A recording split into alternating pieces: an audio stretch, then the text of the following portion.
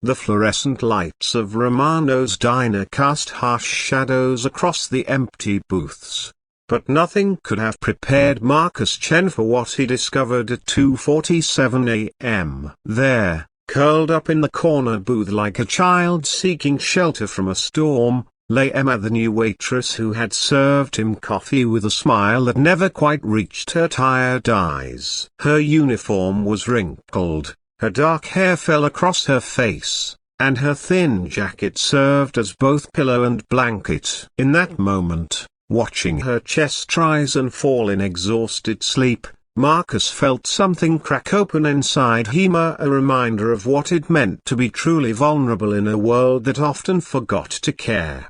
Marcus had built his restaurant empire, Chen Hospitality Group, from a single food truck into a billion-dollar corporation with over 200 locations across the country. But tonight, he wasn't the CEO whose decisions affected thousands of employees. He was simply Mike, the quiet regular who came in for late-night coffee and observed his businesses from the shadows, trying to understand what happened when the corporate suits weren't watching.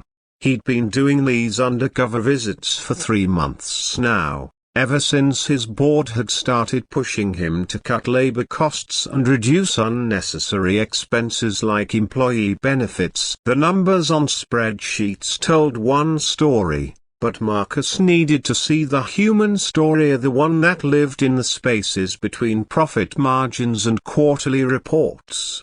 Emma stirred slightly, and Marcus stepped back into the shadows near the kitchen door. He'd first noticed her 2 weeks ago when she started working the graveyard shift. Unlike the other servers who seemed worn down by the thankless job, Emma approached each customer with genuine warmth. She remembered orders, asked about families, and somehow made the sterile diner feel like a place where people mattered. But Marcus had also noticed other things: the way she carefully counted her tips at the end of each shift, how she ate only the mistakes from the kitchen orders that got sent back or made incorrectly, the way she lingered after closing, as if reluctant to leave. Now he understood why. The night manager, Dave, emerged from the office with his keys jingling. He stopped short when he saw Emma, his face cycling through annoyance, resignation, and something that might have been compassion. "Emma," he said softly, gently shaking her shoulder. "Hey, kiddo, you can't sleep here." She jolted awake, disoriented and embarrassed. "Dave, I'm sorry. I must have dozed off counting my tips. I'll go." "Where are you going to go?" Dave asked.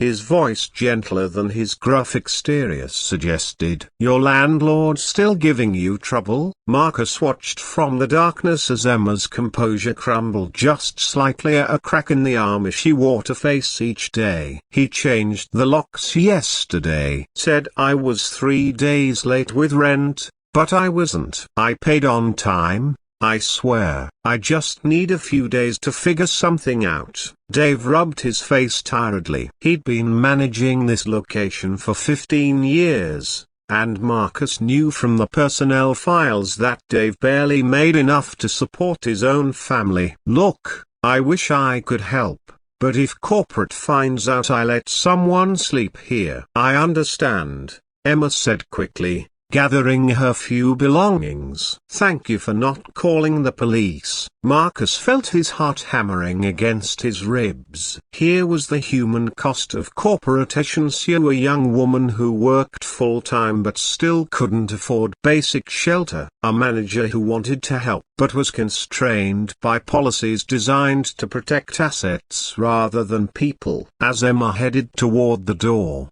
Marcus made a decision that would change everything. "Excuse me," he called out, stepping into the light. Both Dave and Emma turned, surprised, to see the regular customer still in the restaurant. "Mike," Emma said, confused, "I thought you left hours ago." "I was in the bathroom," Marcus improvised. "Look, I couldn't help but overhear. I'm actually a property manager. And I have a small apartment above my shop that's been sitting empty. Nothing fancy, but it's clean and safe. You could stay there until you get back on your feet." Emma's eyes widened with a mixture of hope and suspicion.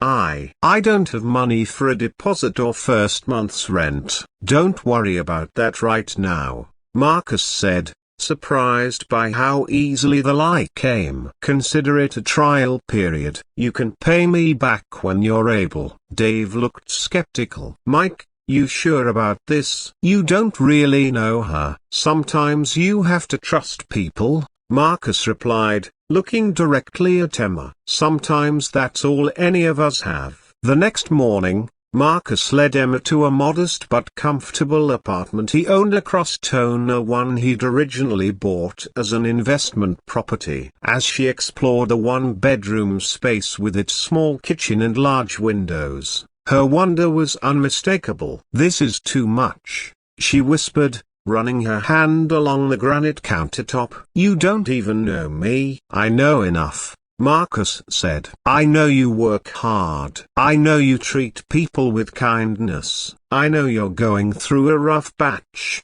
but you're not giving up." Over the following weeks, Marcus continued his charade, visiting Emma at the diner and gradually learning her story. She was 24, putting herself through nursing school while working 2 jobs. Her parents had died in a car accident 3 years earlier, leaving her with medical bills and funeral costs that had decimated her savings. She'd been one emergency away from homelessness for months. But Emma wasn't just surviving, she was thriving. With stable housing, she threw herself into her work with renewed energy. Customer complaints at the diner dropped to 0 during her shifts, and several regulars specifically requested her section. She picked up extra shifts, started planning for the next semester of school, and slowly began to rebuild her life. Marcus found himself looking forward to their brief conversations during his visits. Emma had a way of seeing the world that reminded him why he'd started his business in the first place, not for the money,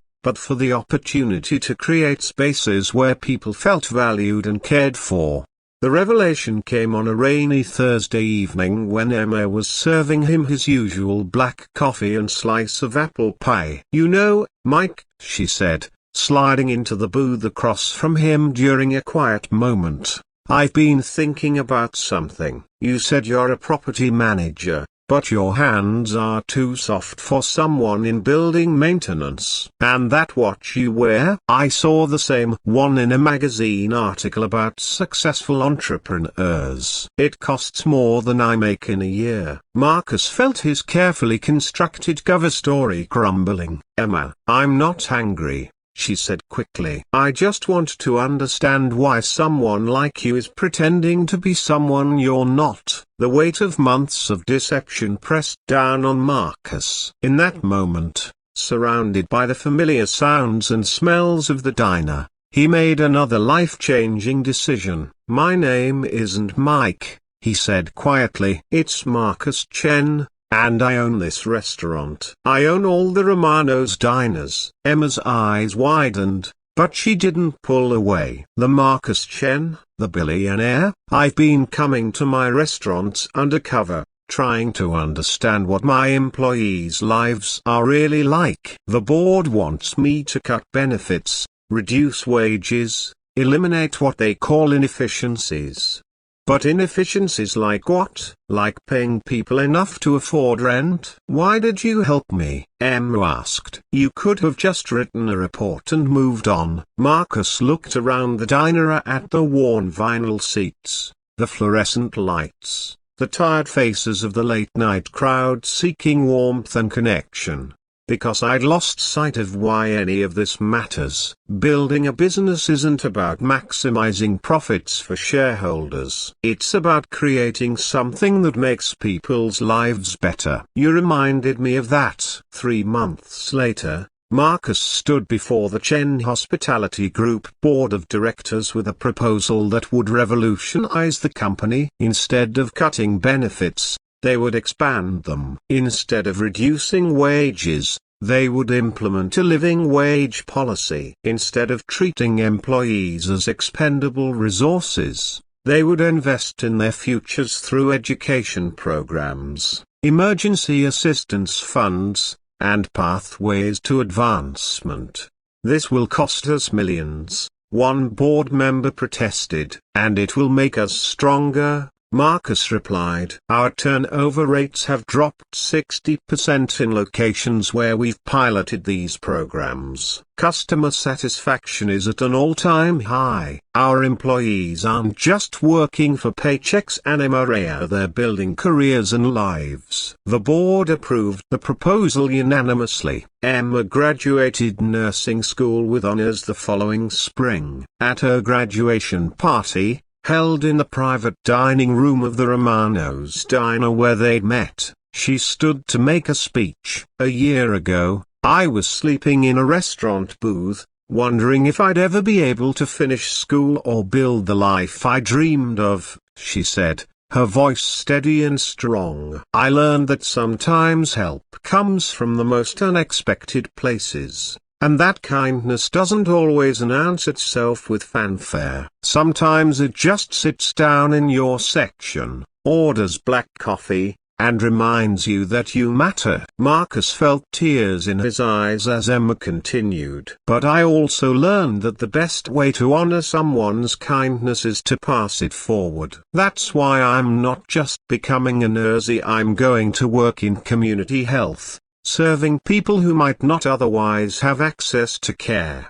As the evening wound down, Marcus and Emma found themselves alone in the empty diner. "Do you regret it?" Emma asked, "helping me instead of just observing from a distance?" Marcus looked around the restaurant that had started it all. The harsh fluorescent lights had been replaced with warmer LED fixtures. The employees wore new uniforms and had health insurance and education benefits. The customers seemed more relaxed, the atmosphere more welcoming. "No," he said, "I regret that it took me so long to remember that business at its best is just organized compassion. Profit should be the result of serving people well, not the goal that makes us forget why we serve them in the first place." Emma smiled at the same genuine smile she'd always worn, but now it reached her eyes. "Thank you, Mike, or Marcus. Thank you for seeing me when I needed to be seen." "Thank you,"